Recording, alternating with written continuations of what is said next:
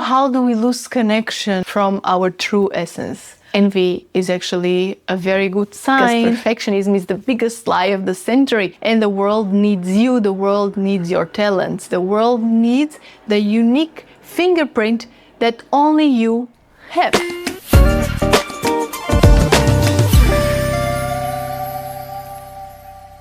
We are live. This is the first episode of the WildSoul Podcast. I'm super excited being here and having you listening on that side. My name is Daniela Portugal, and before I give you a short introduction about myself, I want to tell you who this podcast is for and what it is about. In this podcast, we are going to talk about authenticity, vulnerability, the freedom of being who we deeply are. It's all topics about womanhood, but also returning back to yourself, to ourselves, to who we were before society told us who to be. So this is for the woman who knows that there has to be more to life than simply functioning. And so I thought that there was no better place to start than to ask, what is a wild soul? A wild soul is not someone reckless or chaotic. It is about getting to that essence beneath the performance, beneath the rules and the expectations that society told us to perform, to be. It's that untouched essence beneath the conditioning. Before society told us who to be, what to expect, what we should be doing. And so with this podcast, the WildSoul Podcast, my aim is to help you and inspire you to look at your life, to look at yourself, and think of what parts of you, what parts of your life were chosen based on your heart, what decisions were made based on your true desires, on your soul, and what decisions were made because we wanted to feel safe, we wanted to belong to something, to someone, to some group, or because we wanted to be lovable. And that's not wrong. We need those while we grow up. We need to feel like we belong to something, we need to be loved, and we need connection with other humans. But then there comes a time that those rules and expectations become more of a block and a limitation that prevents us from moving forward into our lives. And when I say moving forward, I mean that we build these fears around us, these fears that come with this conditioning, with these rules, with these expectations, because we don't want to disappoint anyone. And actually, we are afraid of disappointing our family and friends most. And so to not disappoint them, to be approved, to be accepted and loved, we then create these sort of rules and we behave according to expectations of our peers, of our group, of our family. But then we arrive at 20-something, 30, sometimes 40 or even older, and we realize that we are not living the life that we wanted. And then we realize that, okay, first of all, what is that I want? Many of us don't even know. Second, how do I arrive there? And third, maybe I have already understood, okay, to have the life I want, I actually need to make this step and that step. But then that's when we stop, because we feel the fear. We feel the fear of doing something uncomfortable because we don't know what this other person that is important to us is actually going to think about us, to talk about us when we are not there. And so we go through life living a life that is not exactly ours, that is not aligned with who we are, that is not aligned with our values, with our truest desires. And it can be a little bit painful to do this deconditioning at first. But the good thing about this podcast is that it's a space where I hope you don't feel alone. And the same questions that you have, the same blockages, the same limits that you have, everyone does. To a certain extent, more or less complex. One has the fear of abandonment, the other one has the wound of rejection. and all of us have some sort of emotional wound, and all of us are scarred in a way, going through life and doing the best we can. But here with this podcast, I am aiming to inspire you to go after the life you really desire, and in the end to have a life that you can arrive at 70, 80, 90 years old and you can look back and feel proud of yourself, feel truly happy with your accomplishments. And I don't say accomplishments only in the material world, and that's okay if that's your goal as well, but I want you to be fulfilled. Not only success, because success is surface level. I want you to feel fulfilled, because that's an internal feeling when you are thriving in life, when you feel like everything is right in their exact place, everything is perfect as it is. I don't need to change a thing about my life. Yes, there are challenges, there will always be, but I can navigate them, and those challenges don't dim the happiness I feel in my life for just being alive and being surrounded by the people that I love. So for these conversations, I'm not only being here by myself. Yes, there will be some episodes in which I'm solo, maybe the majority, who knows, but I will also have some guests, because I feel it's more powerful to not only speak about the possibilities of life, but also to show you that that kind of life that you desire is possible. To show you from examples of people already living that life. And so some episodes, as I was saying, will be solo. Some episodes I will have guests, sometimes in person, sometimes online, and we navigate on this podcast freely, vulnerably, authentically, because these are the flags and the pillars of the podcast, of my life, actually. And so how do we lose connection from our true essence? Well, from all the times that we say yes when we wanted to say no, from being the good student, the good daughter, the good son, the good employee, the perfect everything, when we try to perform more than being, when we seek approval to be loved, to be accepted in a group, we lose a little bit ourselves in society expectations of what it means to be a woman. There was also childhood conditioning during our upbringing that we needed certain rules to know how to function in society, right? That's still important. This disconnection from our essence feels like a disconnection from the body, feels like constant fatigue, being chronically exhausted, trying to perform all the time and not being able to turn off the switch, not sleeping well, feeling emotionally numb, feeling like life happens to you, like things happening against you, like the universe threw this at me, life threw this at me, instead of I'm being shown these challenges for me to grow, to evolve. So life is happening for me, not to me. Difficulty feeling joy, living too much in the mind, trying to control everything at any time, any variable. Feeling empty despite all the achievements that I might be having in my life. Secretly feeling a little bit of envy of people that are feeling alive and joyful. And yes, this is a tricky one because we normally don't like to admit we are being jealous. But when you have that feeling, that small feeling, when you look at somebody's life and you start judging that person, oh, she might be doing this because she has the money, or she had someone to arrive there to achieve that. Think in your own life, what would you like to achieve? What do you feel like it's missing? Because probably you are looking at that person because you don't feel satisfied with yours. And that is a huge alert for you to go at life, go get it. So don't think about envy as like, oh, this is very ugly, I cannot show envy. Because envy is actually a very good sign that there is something about your life that you should be making.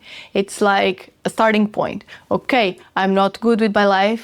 I'm not satisfied with the life I'm living. What do I actually want? Where do I start?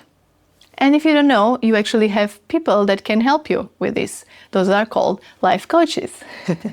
And to tell you a little bit about my own story, I started questioning all these rules and expectations and the roles I was supposed to play when there was one afternoon that the question struck me. Is this really it? Is this life? Is life supposed to actually look like this? And I don't like the word supposed to, but back in the days, that's what I was thinking. I started pulling the thread of my own life, my own story, and untangling on all the pieces, and one by one answering questions of who do I want to actually be? What are my deepest desires? What kind of life do I want to lead? What makes me feel fulfilled and excited about life? How can life feel more alive, more vibrant, and less numb, less on a grayscale? And yes, sometimes this disconnection happens because of a major event in life that maybe could have give you some trauma, some hardship, but sometimes this disconnection happens little by little. In every moment that we don't say what we want to say, in every moment that we are judging other people, in every moment that we are focusing on what the neighbor is doing, comparing ourselves to others, instead of being centered in ourselves. And so how does coming back to yourself actually looks like?